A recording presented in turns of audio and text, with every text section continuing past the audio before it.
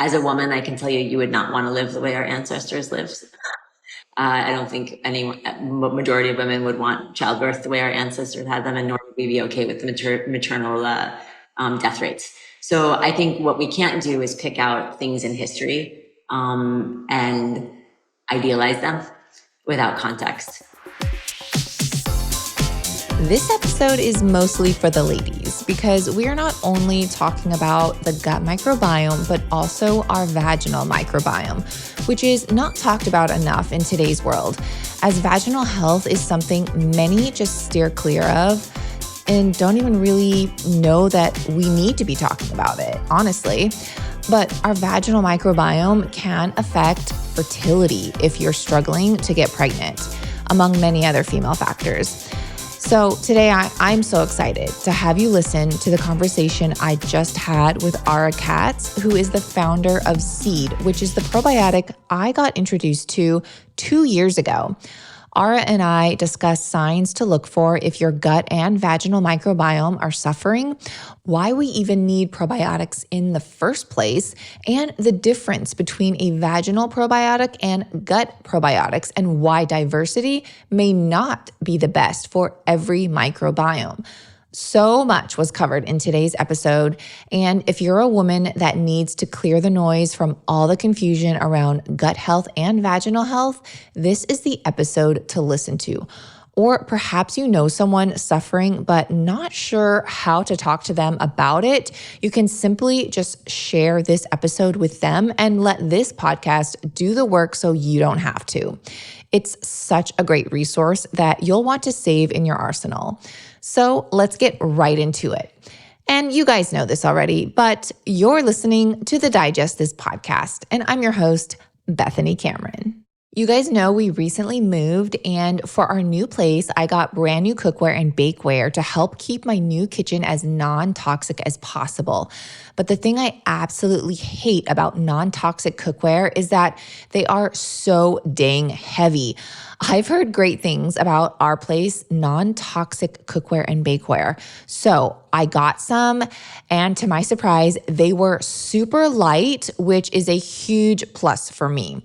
They look so chic in my kitchen with matching colors. And of course, the best part is that they are non-toxic, sustainable, and PFAS-free. Our place is female founded and is truly worth the hype.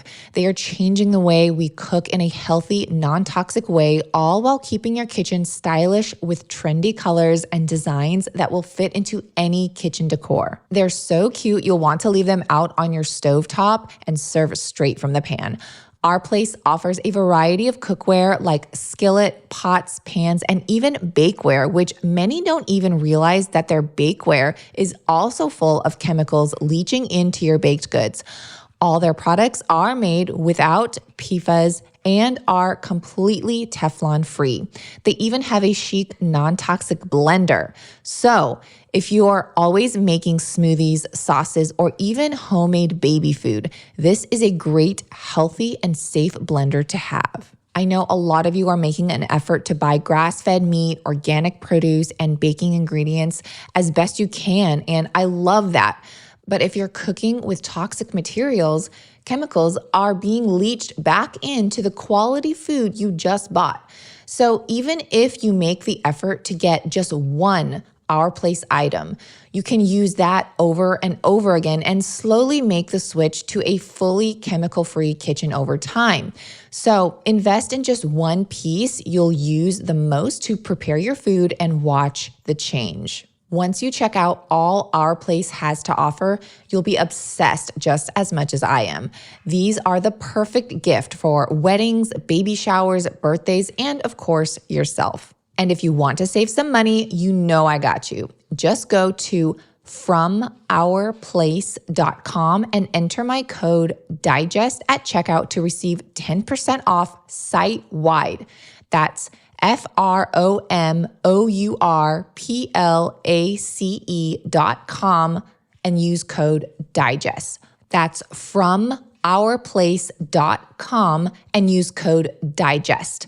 And Our Place offers a 100-day trial with free shipping and returns. So you really have nothing to lose. I hope you guys enjoy them. Multiple studies point to a link between dehydration and a higher risk of anxiety and depression. And if you have low levels of electrolytes, it can cause anxiety or panic-like symptoms. Some of the most common causes of electrolyte imbalance are due to fluid loss.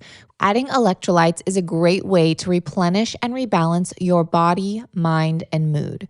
However, most electrolyte drink mixes contain added gums, sugars, colors, and even added oils. I'm really picky about what goes into my body. So that's why I choose Element's raw, unflavored electrolyte mix. Element's unflavored version contains a science-backed electrolyte ratio of salt, magnesium, and potassium. Those three simple ingredients are in their raw, unflavored packs. So whether you just finished a workout, sauna session, or just need to hydrate for your mental health, Element is formulated to help anyone with their electrolyte needs and is perfectly suited for those following a keto, low-carb, vegan, or paleo diet. And right now, Element is offering my listeners a free sample pack with any purchase. That's 8 single-serving packets free with any Element order. Element also has a no questions asked refund policy. So if you try it, don't like it, they will give you your money back, guaranteed, no questions asked. So you have nothing to lose. Just go to drinklmnt.com/digest to get this amazing offer. Well, thank you so much, Ara, for coming on the show today. It's a pleasure to have you. Thank you. So excited to be here. Yes. So I have been consuming seed probiotics and prebiotics for years now, and I have openly promoted it on my Instagram and on the podcast. So it's nice to have the founder on because I really want to talk about not just seed in particular, but I just want to talk about all things gut health. But before we get deep into the weeds, I like to start my podcast with some rapid fire yes or no questions. And so you can only answer yes or no. Okay, I'll try. Okay. Very hard from a scientific perspective when there's like so much nuance to everything, but I'll do my best. Okay. And then we can go back later too and explain more. All right. So first question. Can someone become resistant to a certain probiotic strain? That's not a yes or no question. Too complicated. Let me say that that wouldn't be the way to articulate if a probiotic is not quote unquote working for somebody and that somebody was a non-responder. It does not work the same way as like antibiotic resistance, as an example. We'll have to go back to that one. Sure. Can someone be allergic to certain probiotics? I would say that you could have an immune response to a specific strain of bacteria. I don't know if it'd be classified as an allergic reaction, though, the way that I think you can pretty much have an allergic reaction to anything. To a specific strain of bacteria, I would say yes, because I think the body can have almost an allergic reaction to almost anything. Sure. Okay. So is it dangerous to consume too many different types of probiotics? I think the answer is it's dangerous to consume too much of almost anything, including you can die from water. Yes, I agree. So too much of a good thing is not a good thing, for sure. All right. And last yes or no question. Can taking a probiotic capsule help with vaginal health? The answer is not really. The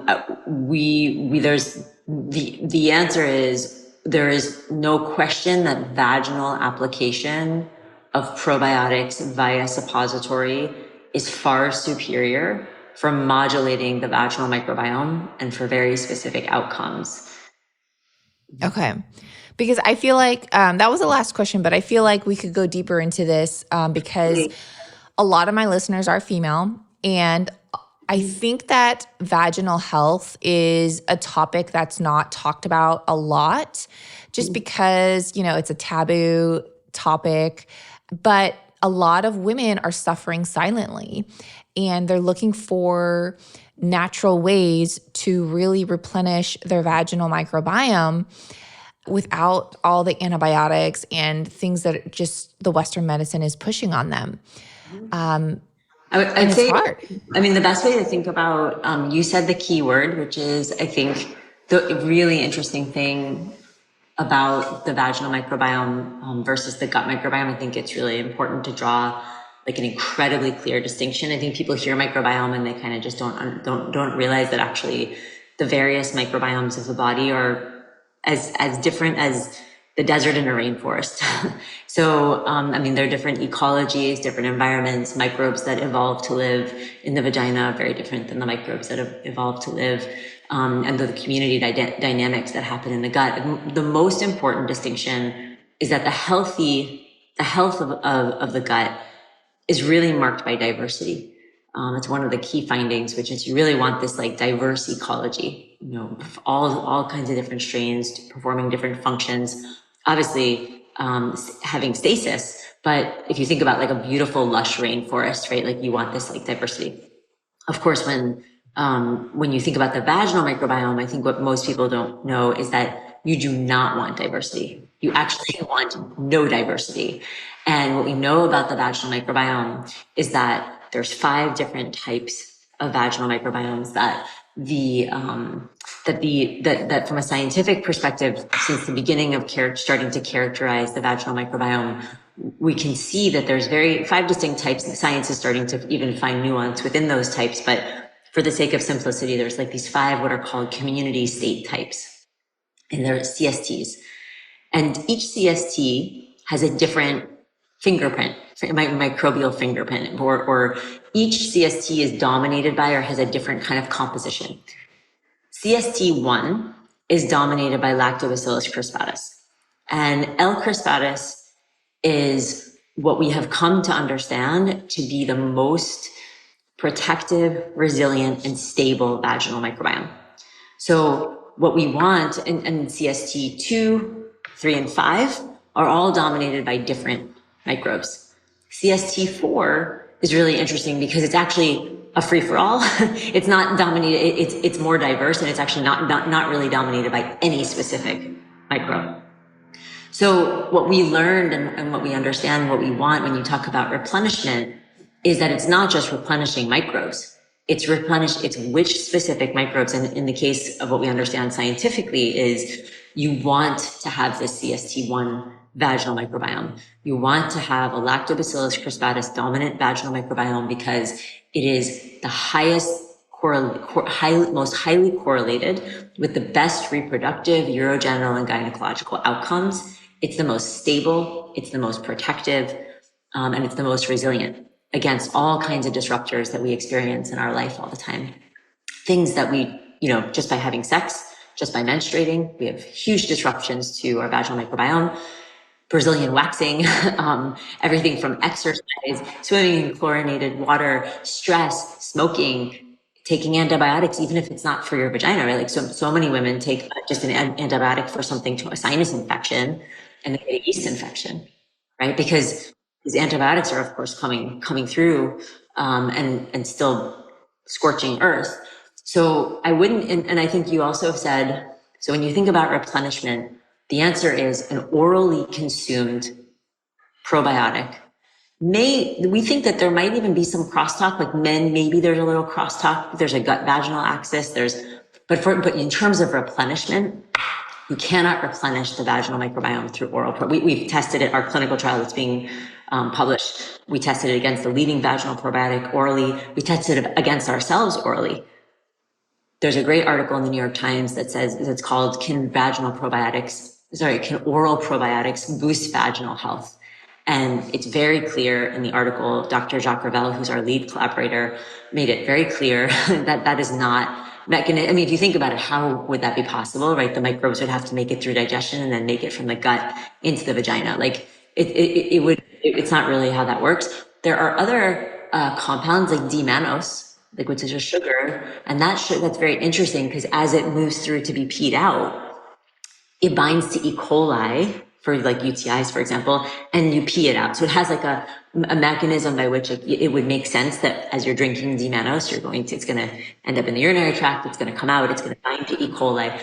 That's very different than replenishing a healthy vaginal microbiome with Lactobacillus crispatus. And currently today, what we know scientifically is that local administration of in a suppository form, and I'm sure there'll be other formats as the field kind of blows up, but for now is the most optimal delivery of that. And when you talk about natural, just because you said people want natural solutions, I would also encourage us to also talk about antibiotics. I'm not a big proponent of indiscriminate use of antibiotics, but there are a lot of times where they're very important. They're one of the most incredible, discoveries. And unfortunately, they're just way overused. But what happens is very similar, just going back to that environmental reference.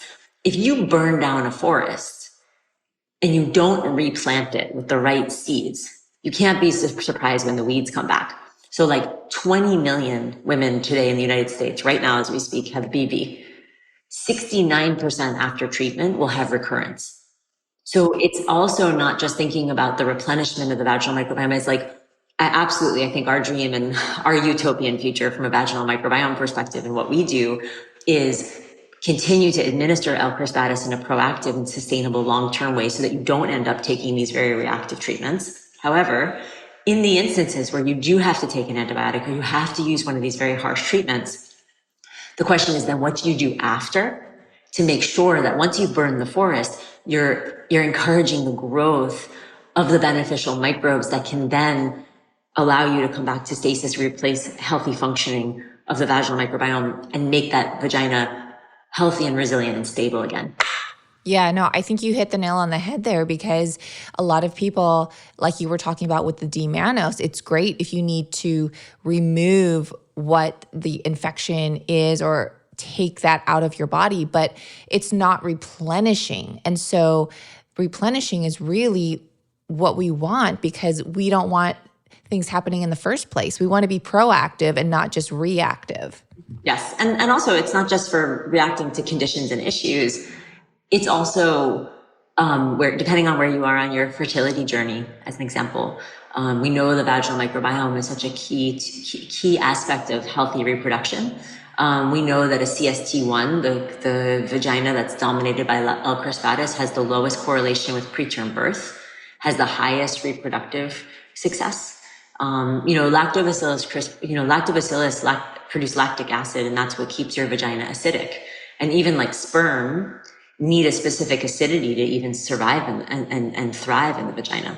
And so if you think about the role that they're playing, they're not just protecting, but they're also creating the optimal environment. If you think about why they evolved to live there, their job is to create the perfect environment for our species to persist.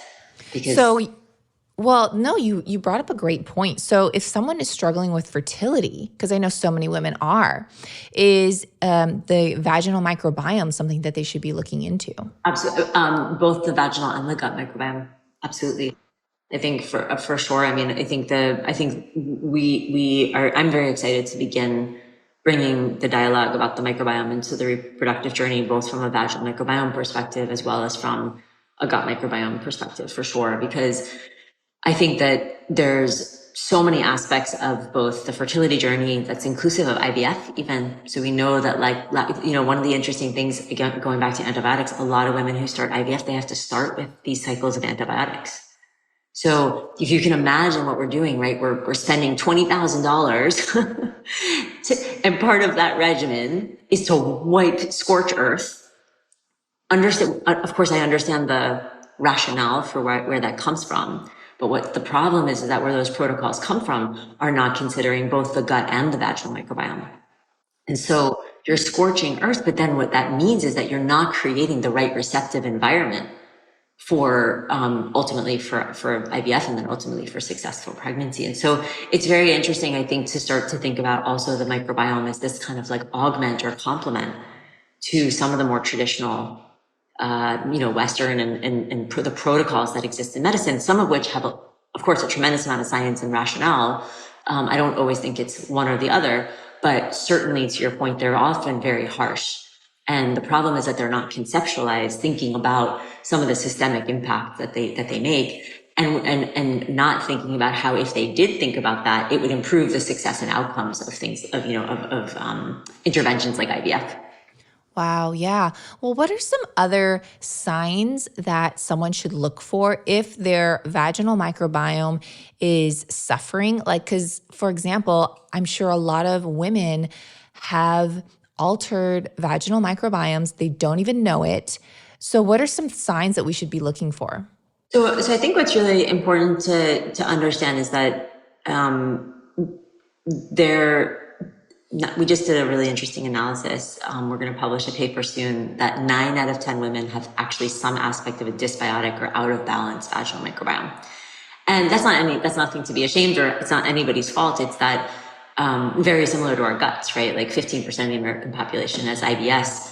We experience stressors every single day. Even if you're the healthiest person in the world, just by living in the built environment, you're exposed to stressors that induce toxicity or permeability in the gut. So just to give an example, and then I'll bring it back to the vaginal health, we just published a paper last year on like commercial rinse aid. So every time you drink from a glass in a restaurant or in any place where they're using those high heat dishwashers and rinse aid, you're ingesting just enough of these specific compounds that induce gut toxicity. And we're able to show that in all these models. So you could be eating in the healthiest restaurant in the world. You could be a biohacker and optimizing everything, but you're still experiencing stress regardless of how healthy we are, just again, by living in this built environment, right? We move through airports, we travel, all of those things are just, just eating food in the Western world is a stressor, regardless of if it's processed or not, right? So I think it's an important way of thinking and framing for vaginal microbiome. If we know that 9 out of 10 women have some sort of dysbiosis, we know that even just by menstruating, your vaginal microbiome can be disrupted. The best way to think about it is you really want to invest in resilience, because what you can't do is control the world, and you don't want to stop living your life. So you're going to experience that ideally that you're going to be having sex. That includes oral sex, that includes fingers. All these things introduce new microbes. You're going to do heavy exercise. You're going to be in sweaty yoga pants. You're going to be in chlorinated water and sitting in a bathing suit. You're going to probably at one point in your life have to take a course of antibiotics or certain medications. You might be taking hormonal contraception. All of these things impact this ecology. But what you want to do is say, okay, I know I'm going to be living my life. Stress, I'm going to experience stress. What are the things I can do to make this environment resilient so that when it does, kind of have a blip on the radar, it comes right back to stasis, and it has the tools, in this case, Lactobacillus prosperous, to be able to come back to that resilient and stable and really protective place. And very similar, the gut in that way works very similarly. They just look very different. As environments. And so when you ask, how do you know? I would say sometimes people are asymptomatic. You don't know until you have trouble getting pregnant, or you don't know until you have a pap smear, or you don't know until you find out that you have asymptomatic HPV. So you may not know, but there are also, I think a lot of women who listening to this would say, oh, I know when things are off. So certainly there's the asymptomatic cohorts, but when you really, and you can just spend about 2 seconds on Reddit to really understand how much women are suffering, whether it's discharge, whether it's the color of, and of course discharge can, of course, a certain amount is normal, but coloration, odor. So I think sometimes we don't want to talk about odor because it feels like shaming, but actually it's a really important biomarker. Odors are really very similar to like stool quality, or there's a BV has a very specific smell. And so does yeast, right? And so, I think smell is another biomarker. Of course, you have like itching, redness. I mean, sometimes very like hydration. So if you're dry or not. And of course, some of these things I mentioned depend on what life stage you're in, of course. But I think one of the interesting things and insights more on the emotional side is that a lot of women will tell you they kind of know when the word that we hear all the time is, I just feel off. But as I said, that doesn't mean that, again, it's very similar to the gut. Like there's many people who are very healthy that don't have gut issues that take probiotics that are eating very specifically because they understand, as you know, from your work, what it kind of cultivates this like healthy ecology so that their body can just operate and function optimally. And so very similar to the vagina, I think there's things you can know to know things are off, but I think also to your point about being much more proactive, it's one thing to be reactive and think have something off and then do something. It's another thing to just on a daily basis say, or on an ongoing basis, be able to say, I actually know how to create a healthy environment so that I'm actually not sitting here 6 months from now, the day after sex with a new partner, and I already feel like I'm getting a UTI. I actually get asked quite a lot on my Instagram about what omega-3 oil I take and if there are any, quote, vegan fish oil supplements out there. Well, I actually don't take any fish oils and I haven't for a very long time. Once I found out, it's dirty little secret. Literally, I'm not sure if you know this, but omega-3 fish oil supplements often go rancid, resulting in supplements that don't improve your health and can often have a negative effect since you could potentially be consuming rancid oils. So instead of fish oil, try C15 from the company Fatty 15. The fatty acid known as C15 is the first essential fatty acid to be discovered in 90 years. And the best part, it is 100% vegan. Fatty 15 is delivering the world's first pure science-backed C15 supplement and has 3 times the healthy aging cell benefits of omega-3 or fish oil. That's crazy, you guys. This special fatty acid is derived from plants using a patented oxidation-resistant technology resulting in a pure form of C15. It's vegan and contains no flavors, fillers, allergens, or preservatives.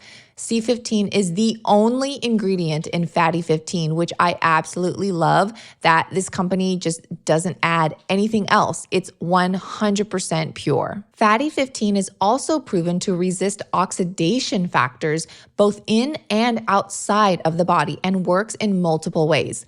It repairs age-related damage to cells, protects them from future breakdown, plus boosts mitochondria energy output, and it activates pathways in the body that help regulate our sleep, mood, and natural repair mechanisms for healthier aging overall. This functionality leads to a myriad of exciting benefits now and as we age, namely improved metabolic, liver, and heart health, smoother functioning joints, deeper sleep, and healthier hair, skin, and nails. It comes in a sleek, reusable glass and bamboo jar, and refill capsules are shipped to your door quarterly in recycled material pouches. That's just 4 shipments a year. So whether you're vegan, don't like the taste of fish oil, or don't want to ingest rancid oils that are commonly the case with fish oil supplements, try Fatty 15 to help support and restore your long-term health. And who would I be without offering a discount to the Digest This community? So Fatty 15 has graciously given me the ability to offer you 15% off their 90-day subscription starter kit. Just go to fatty15.com/digest and use code DIGEST, and you can cancel anytime, so you're not committed. Again, that's FATTY, the number 15.com/digest, or use code DIGEST at checkout. I feel like a lot of people are definitely aware, more so than a vaginal microbiome, people are aware of the gut microbiome. I mean, there's even the skin microbiome. There's so many different types. Now, seed is definitely an oral probiotic that you take, you ingest it, you swallow it.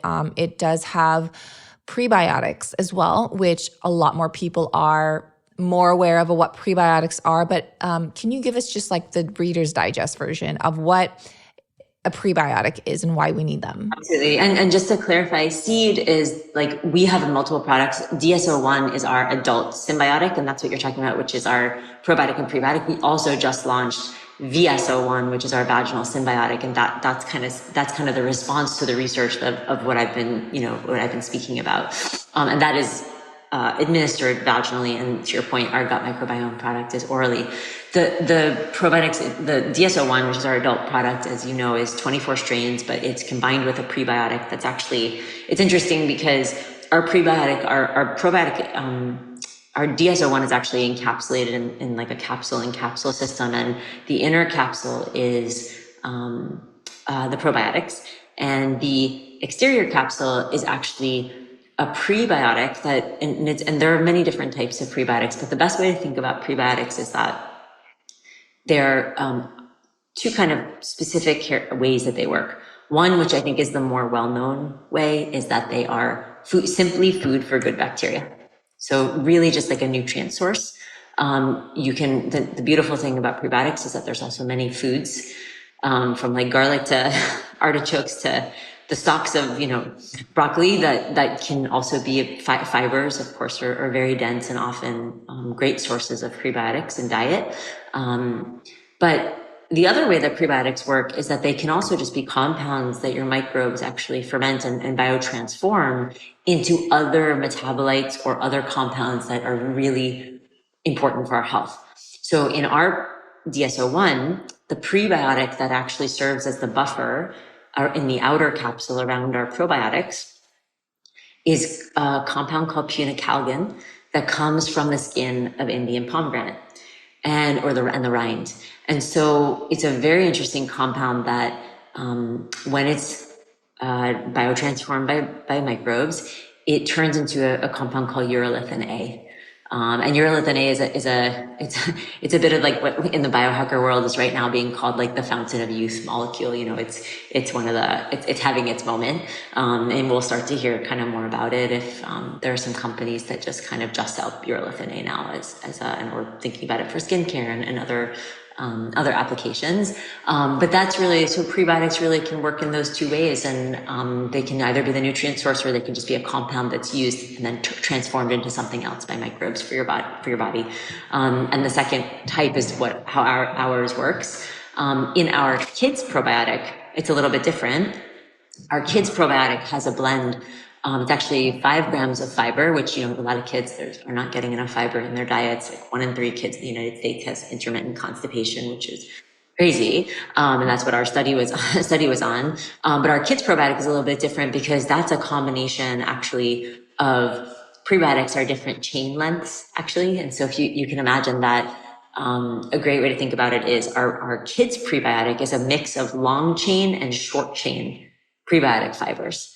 And that's really cool because when it goes in the body, the shorter ones get fermented higher up because they get used up faster, higher up by the microbes, higher in the GI tract. So you're getting that fermentative activity, that kind of like positive impact higher up in the GI tract. The longer chain fibers are making their way further down. So you're optimizing kind of the fermentative activity of those prebiotics all the way through the GI tract, which is, and delivering probiotics as well. In that case, it's 9 strains.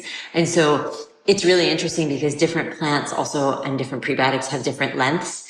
And then of course, then interact with your GI tract in different ways. And so you can kind of think about it as like, kind of like, in like a marathon where you're kind of like, as you're running through, kind of getting lemonade, like different people give you water. Bananas, It's kind of like thinking about it, like you're kind of thinking about how, you're optimizing it kind of and creating this like positive impact all the way through the GI tract, which is very, very cool. And of course, that's a very good rationale for diversifying plants in your diet on a daily basis. Yeah.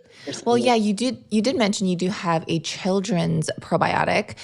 Now, I have a question though, because is there a time in a human's life where we stop developing our microbiome? Basically, is there an age that our microbiome stops? Yes.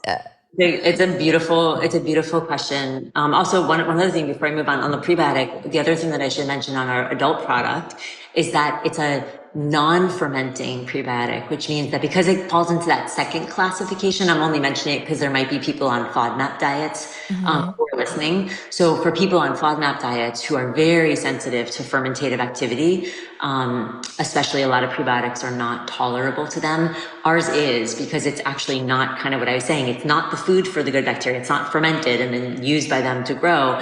It's actually just used to be biotransformed into other compounds. And that type is non-fermenting, which means that it doesn't have that discomfort that people on FODMAP diets obviously have to be very sensitive to. So just That's a great point. yeah, I just wanted to add that. So the development of your microbiome. So seed, the name of our company comes from seeding, which is the biological process during which you are first exposed to your kind of foundational microbes, the microbes that form the foundation of your GI and immune system. And that for many, many, many years in science, people thought that was just right at birth and that every womb was sterile. There's nothing happening prenatally, like before birth, to shape that microbiome. What we now know is that a lot of shaping and priming is actually happening prior to birth. There's not a lot of direct microbial exposure, but there's a lot of exposure to the metabolites that the mother's gut microbiome is making. And so you do get what I call that mother load at birth. Whether it's a C-section or a vaginal birth, the microbes are different. But C-section baby at birth their microbiome starts off looking more like the skin microbiome. Vaginally born baby looks more like the vaginal microbes. So that is kind of like that first wash, so to speak. And then over the course of the first, 36 months, some people say between 3 and 5 years, so many different factors. It's called like this critical window of development until you reach what's called a bit of a steady state. And that is not fixed, but it does mean that let's say the blueprint has been laid. And that is such a critical window where whether there's breastfeeding, whether there's HMOs, which could be, of course, introduced through other forms, like HMOs are the carbohydrates or like the prebiotics in breast milk that are now being added more to formulas because we know how critical they are. They're actually not digestible by the human body. They're actually just food for the microbes in the developing infant's microbiome. Whether or not, lots of other environmental exposures, whether your family has a dog, we know that the dad has, or the other parent, not necessarily a dad, and other caregivers, their microbiome impacts the developing child. Exposure to nature, where they're living, and especially like exposure to medications and antibiotics in those first years. And that critical window sets in place this blueprint that really we now understand has a huge impact on health trajectory throughout life. Now, it's not fixed because one of the most beautiful things about the microbiome, unlike our genome, right? Our genome is totally fixed and at least fixed. Obviously, lots of technology is coming along that I'm sure in the future will shift the way we think about that. But for now, you don't go to Whole Foods to buy something for your genome. But I can go to Whole Foods and buy something for my microbiome. And that's because the microbiome is ever changing and ever shifting, and very responsive to the environment. But that initial blueprint is still there from those initial priming windows. But there are things that still happen later in life that kind of what you're talking about with the vaginal microbiome do dictate how resilient it is, right? How fast it could go back to that stable, steady state. And so if you start off, it's kind of like building a house, right? Like you start off with a faulty foundation, things that aren't even necessarily the biggest stressors later in life can actually create a cascade of health effects that are very different and are processed by the body very differently than if you had built kind of your microbiome on like concrete stilts or concrete foundation, right? And I think that's a nice way to think about it, because it's not that it's hopeless if you all of a sudden you're like, oh God, my child had 5 courses of antibiotics by the age of 3. And like, does this mean that they're screwed, right? And I think that's the problem when this gets communicated. It creates, especially with breastfeeding, a lot of shame, a lot of like interpretation that something's been done wrong. But the really good news with the microbiome is that, yes, that is a blueprint period. It is a very important period. but there are so many ways that you can live to kind of cultivate a healthier microbiome, and of course, primarily through diet and lifestyle factors, that it is very, as I said, very different than your genome. It does have this receptivity to be influenced. That's a good thing in that it has a lot of malleability and you can impact it later on. And you can figure out how to support and nurture it, even if you had that kind of disrupted early window, and you don't have maybe the best foundation built. But it also means that you have to be very mindful of the disruptors, right? Of like not taking antibiotics indiscriminately if you don't need them, being very mindful of like what you're exposing yourself to. Yeah. On the topic of antibiotics. So let's just say someone has to take them, right? Should you wait to take a probiotic until you're done with the round of antibiotics? So we just published, we're the first company to demonstrate that concurrent use with an antibiotic as well as use in the week after was able to repair, or I should say not even repair, but maintain barrier function, maintain diversity, and increase gut function during broad spectrum antibiotics. And so there was for a long time, there was this idea that you take it after, which by the way, I think has a lot of rationale. Really, I do understand the rationale. Yeah, because I've heard that. Yeah, we conducted our study to be taken concurrently and after, and we're the first, we just presented it at DDW, which is Digestive Disease Week, which is one of the more preeminent gastroenterological conferences. And the study is being published in gastroenterology, and we're the first company to a product to be able to demonstrate that, which we're really, really proud of. It's very exciting because as you know, I mean, there's 211 million prescriptions of antibiotics written in the United States every year, over half of which are for things that are not of any bacterial origin, which means there's so much indiscriminate and prophylactic use happening, that I think anything that we can do to kind of like ameliorate the downstream impact is obviously hugely empowering to people. Yeah, because for those that are listening that are maybe a little bit confused of why for so long they've said to not take a probiotic while you're on antibiotics, is because basically the theory is that the antibiotics would just kill off the probiotics. So it's really no point until you're done with that round. Yeah. And I think that there's still rationale for it. We just were able to demonstrate the rationale for actually taking it concurrently. And I think that has a lot to do with our product specifically. That's not just, I mean, probiotics are saying I take probiotics is saying I like books. There's thousands and thousands of strains of bacteria. There's a lot of precision in which ones you take. But I think a lot of it also has to do with our delivery system and the way we're able to get microbes to the colon. And so I think I wouldn't want anyone to extract from this a generalization, but I can say with our product, that is what's optimal.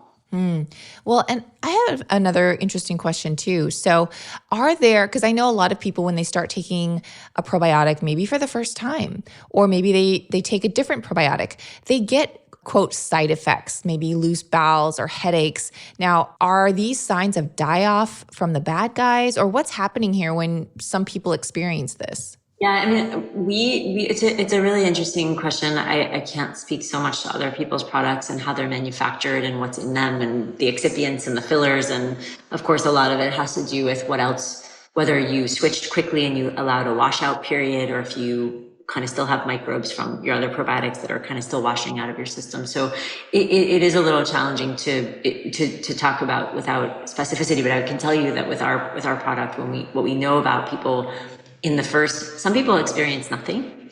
Some people experience what we call an acclimation period. We believe that it's a little bit like, when like dogs sniff each other's butts. We think there's a little like butt sniffing happening, that there's a little bit of like, are you friend or foe? Like, what do I do with you? Obviously, when you have like an optimal delivery and you're really getting these microbes directly, kind of delivering them directly where they need to go, there's kind of a load that's all of a sudden coming into the colon. And there's a whole ecology there that's actually set up to be protective. It's where your immune system lives. It's like set up to be quite protective. And so I think that you do get a little bit of like what we kind of call acclimation or attunement to these transient microbes that are really there to do a good job. But I think everyone's like, what are you here for? What are you doing? How am I supposed to respond? And I think we think there's a little bit of that, at least in terms of the microbe interaction. in our case, we know that we have microbes, particularly like a specific probiotic strains that also are really helpful with like inducing motility. And so I think that if your body's not used to that, that can feel a little crampy or that can feel a little uncomfortable. You might have a looser stool at first. So it really is like, we've never really heard it last more than, a week at most. But as I said, many people just say, wow, I just like had the best poop of my life within 24 hours. So it's, as you know, there's responders. Yeah. And It's responders. so, it's, yeah.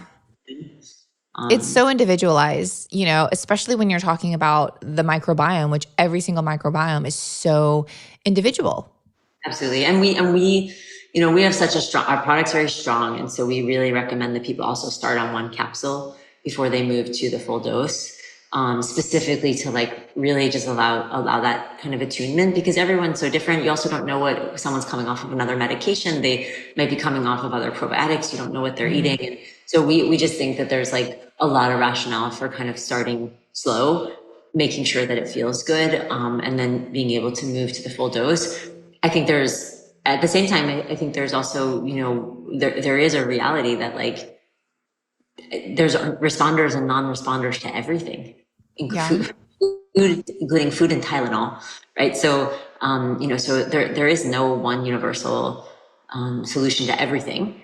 But I do think that particularly, at least in our case, but I can only speak to ours because I know the feedback so well from our community, as well as, of course, from a scientific perspective. And that's kind of what we think is happening. Yeah. Well, here's a question too. Why do so many Americans need probiotics now? Because historically, you couldn't just walk into a store, 30 years ago and just buy a probiotic. And our ancestors, they thrived and they didn't have them. So why do Americans today need them more? And why can't we just live the way our ancestors did? I really love this question. There's a few ways for me to answer this. As a woman, I can tell you would not want to live the way our ancestors lived. I don't think majority of women would want childbirth the way our ancestors had them, and nor would we be okay with the maternal death rates. So I think what we can't do is pick out things in history and idealize them without context. So I think that I understand the narrative very clearly, that it is a beautiful fantasy that we used to live from, and it is really true. We used to eat food from the earth. We would get microbes from the soil, very plant heavy, and of course, clean meat. We did not have, we weren't drinking plastic and drinking water. The reality is that, our world that we live in today is not built for our biology. After 1950, 300,000 compounds exist in circulation that touch our bodies in some capacity that didn't exist before 1950. And if you look at, there's a famous chart called the Bach chart that takes all of these non-communicable diseases that exist today that we are dying from. And remember, this is also the first time in history we die from non-communicable diseases. Remember, prior in history, what you died from were communicable diseases. You died from plagues and pandemics. You didn't die, or you died from a cavity, right? Like, we didn't have, like, or you died from, of course, infection in some capacity, again, usually communicable. So, it's very, we kind of speak to it. We are experiencing the climate change of our insides.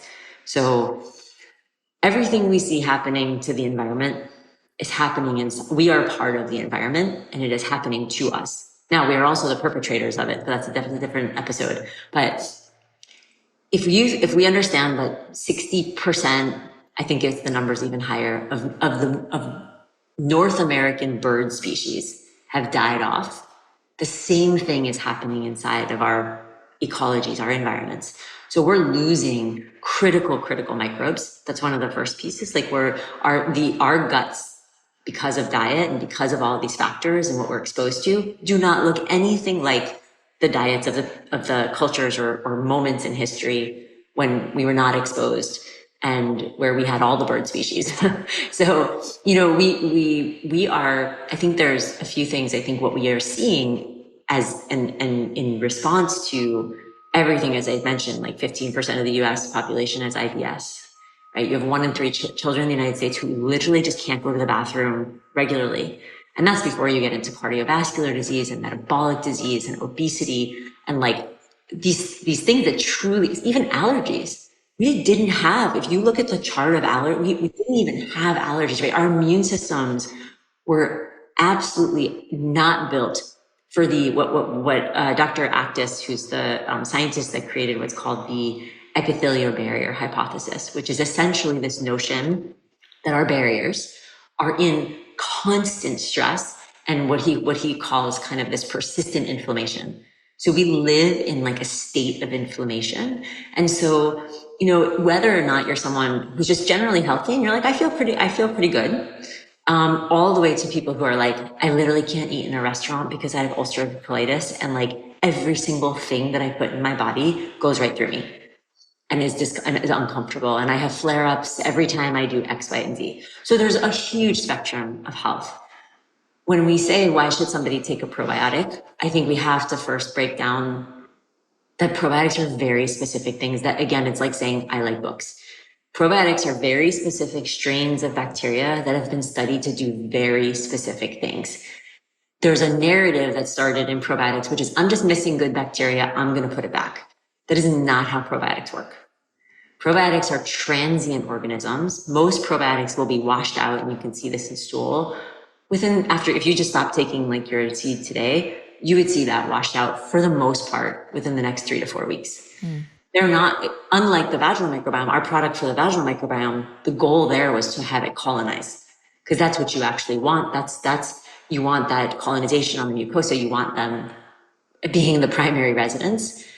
Probiotics in primarily oral probiotics for the gut are really doing their work as they move through your system. So they're signaling to other microbes, they're signaling to other human cells.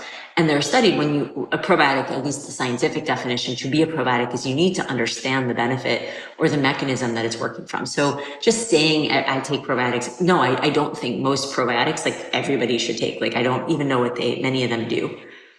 Sometimes they don't even say what strain they are. Mm-hmm. When you ask me, for example, one of our strains is specific way that it works is that it reinforces the tight junctions of our epithelial barrier and the gut barrier. So if you go back to what I was saying earlier, I'm just somebody that I'm actually a generally healthy person, but I also drink water in a restaurant. I also know that like I expose myself to environmental factors that absolutely impact my gut barrier.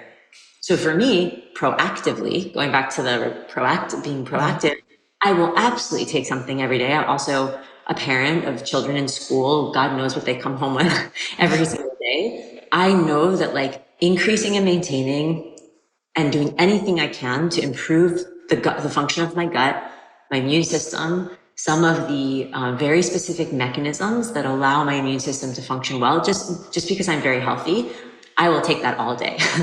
Then you start to look at other microbes and you say, okay, are you interested in, for example, ease of evacuation and like regularity? Like for me, I know enough in this field to know that regularity is an incredible biomarker of health. Good stools and good excretion is like a really important marker of great health, and something you don't necessarily appreciate until it goes away or it's disrupted. Totally. So to me, I travel a lot. I have to work. I have very strange, a crazy schedule with like running a company. I have, kids. I know that like that's something that I will, if I know that there's a specific microbe and strain that I can take that helps increase or maintain motility, but also create good evacuation and good stools, and regularity. Great. For me, I don't have IBS. I don't have any issues, but for me, that's something that I will invest in for my health. Mm-hmm. And so I think you have to have this conversation at the strain level, because in the future, in 2 years, you and I are going to be sitting here talking about a probiotic for bone density.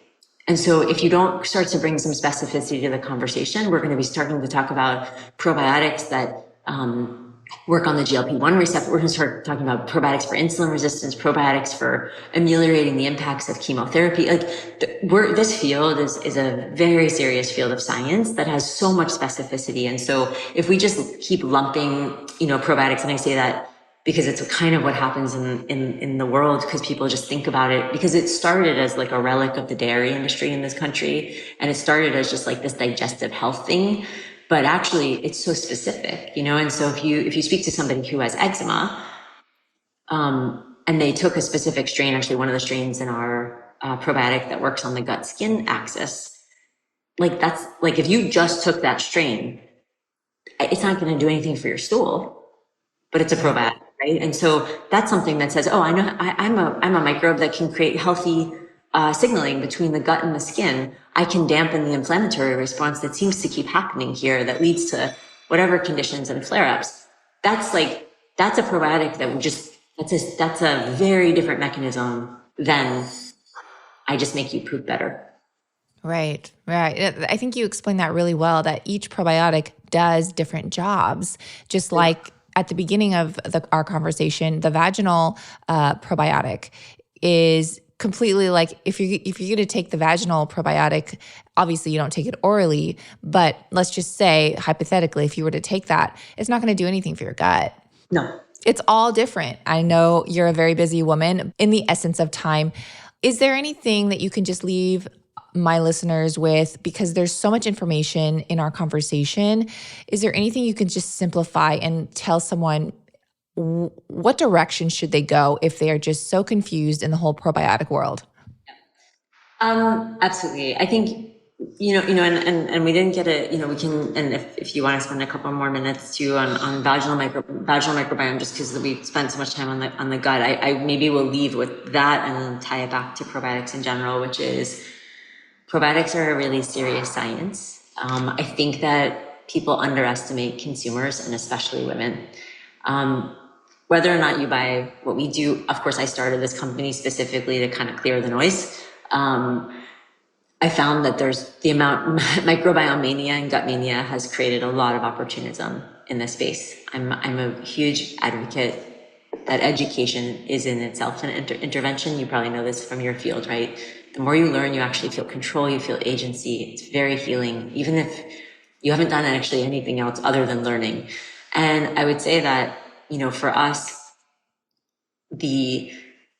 first of all, certainly the takeaway that the gut and the vaginal microbiome are really different. I would say that when you're looking for a product for either, I think you can trust your gut and trust your vagina to some extent, that I think you can tell the difference. When a company is, if you take away from this episode that probiotics are a very serious field of science, they require a lot of specificity, they require a lot of study, they also require a lot of technology to be able to deliver them where they need to go. The term probiotic in the United States is not regulated, which is why we're able to have probiotic tortilla chips, probiotic chocolate, probiotic greens powders, probiotic pillowcases, which was one of my favorite from Amazon recently. You cannot do that in the EU. You can't do that in places like Japan, where they have far more stringent, I would say, respect and regulation for this field. In the future, probiotics, particularly maybe even ones that are going to be regulated as drugs, which they're called live biotherapeutics when they are a drug, are going to be beautiful new solutions that offer a future with like less side effects and far more sustainable, like long-term ways of like thinking about and addressing some of the biggest issues in human health. And so I would say that I hope the takeaway is that probiotics are a really important discipline and field of science. I'd say that when you're going to buy one, really deeply think about and do your homework on the company. I would say make sure that when you look at the label, you know that it says the strain and not just the species, which is like a little bit of a loophole.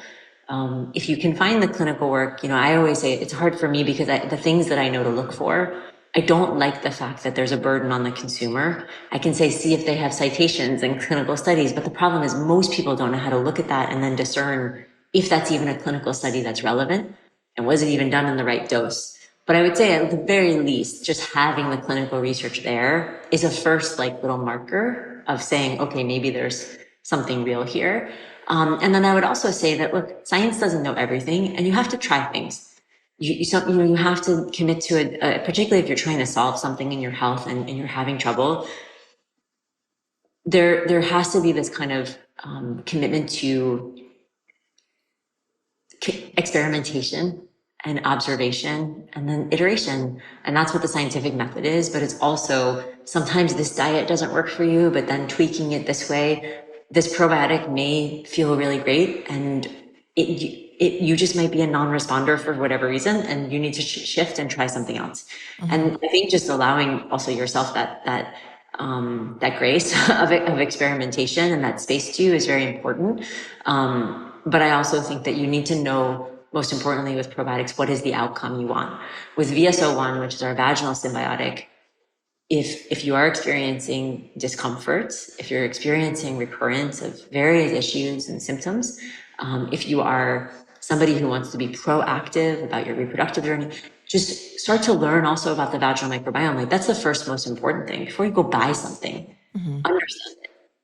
We invest tremendously in education. We really believe it's like one of our most important products. And so I think that first deeply understand it, and then think about, would creating and administering Lactobacillus prospatis vaginally as a either sustainable or long-term, or in response to something that you're continuing to experience, if that feels right. I can tell you we come out of this, comes out of 20 years of NIH and Gates funded research, and it's the first probiotic to be able to demonstrate that we could convert of all the starting vaginal microbiomes in our clinical trial, 90% of participants converted to a CST1. Actually, it's being published in the next month. Amazing. And so I think so, and that's like, so that's for us, like, that to me is like, that's great science that really shows the specificity of the strains, and also talks about like where they should go to do what you want them to do. And that's really, I think, some of the things you need to be able to like understand and look for, as you think about, how to just think about incorporating probiotics in your life. Well, I think that you really did bring up a good point too, just about expectations, because I feel like so many of us, we put ourselves down, we have these high expectations for, it doesn't even have to be a probiotic. It could be anything that is hyped up and where we're hoping that it's going to work for us, or we're just not giving ourselves enough time to really process it. And the expectation is just well below of what we were hoping for. And I think, like you said, just giving us some grace and knowing that it's all a trial and error and adjusting, and it may take longer for you than your friend to really experience anything. And so to allow yourself that time. And if you're somebody that's saying, I want a more sustainable world, you have to realize that some of these things take investment and require time, to your point. And they're not, if you want to stay in the world of running to CVS to get, something every time you feel something, that is the system we're in. And it's actually the system that made us actually so sick. And so I think it requires a bit of a mindset shift, but one that can be so empowering, I think, when shifted. Yeah, for sure. We are all just in the state of instant gratification these days. And we need to have, like you said, we just need to have time. And I'm so excited about your new VS01, which is your vaginal probiotic. And for those that don't know, it just came out. I was given the opportunity to actually try it before it came to market. And I can say, I think it's an amazing product. And for those that are just listening and not sure how it's administered, it is similarly administered as you would a tampon. And it's, I can't speak for everyone, but I would say that if you are struggling in that area, to give it a try. And if you've exerted all other avenues, I feel like it's almost the most simplest avenue. Yeah, absolutely. Yeah, alongside so many other like lifestyle factors, but of course, yeah. We don't. There isn't like the, as you said, like the quick fix, but there's of course the opportunity. I think one of the beautiful things is, from a scientific perspective, again, our antibiotic data showed within 14 days, and our vaginal symbiotic data showed that with the conversion to CST1 happened within 21 days. So. Yeah. It's not like 6 months, but it is not overnight, right? It's not, Sure. Well, I applaud you for, just thank you for bringing this quote taboo topic to maybe more of a conversation that more women should be having, because like I said at the beginning, a lot of women are suffering in silence and they need to be more comfortable talking about some of those issues. So thank you for, making it easier. Yeah, well, thank you. I really appreciate it. And thank you for all your thoughtful questions. And if there's questions that we didn't get to, we're happy to answer them and put them in the show notes. Yes, for sure. And then last question, where can people find you if they are interested in learning more? Well, our website is seed.com. Our Instagram is @seed on Instagram, where we put out actually a lot of educational information. And that's where I'm. Yeah. And if anyone is interested, I do have a code and it is 25digest. You can also go to seed.com/digest and you can get a discount and save some money if you do want to start trying it. So thank you so much, Ara. Thank you so much. Thank you. Thanks for listening to this episode of Digest This. If you enjoyed this episode, please leave a review in your podcast app to let us know. If you're ever wondering how you can support me and this podcast, sharing it with your friends and family is the best way. This is a Resonant Media production produced by Drake Peterson and edited by Mike Fry. To email the show, message us at digestthispod@gmail.com. See you next time. The content of this show is for educational and informational purposes only. It is not a substitute for individual medical and mental health advice and does not constitute a provider-patient relationship. As always, talk to your doctor or health team first.